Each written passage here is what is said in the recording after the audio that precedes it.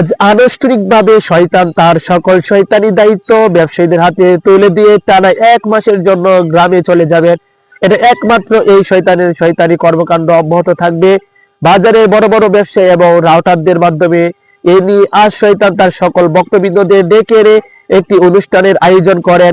সেই অনুষ্ঠানে শয়তান বলেন, আমি আজ চলে যাচ্ছি, আপনারা আমার জন্য আফসোস করবেন না। মনে রাখবেন, আমার ব্যবসায়ী ভাইয়েরা আমার থেকে বড় শয়তান। উক্ত অনুষ্ঠানে শয়তান আরো বলেন, শয়তানি জোনাকি ব্যবসায়ীদের শয়তানি দেখে মাঝে মাঝে ডিপ্রেশনে চলে যায়, কারণ রমজান মাসে শয়তানের চেয়ে 100 গুণ বেশি শয়তানি করেন বাংলাদেশের ব্যবসায়ীরা।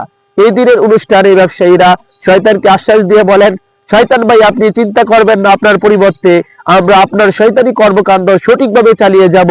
আমরা আপনার চেয়ে আরো বড় শয়তান, আপনার সকল শয়তানি কর্মকাণ্ড আমরা পরিচালনা করব।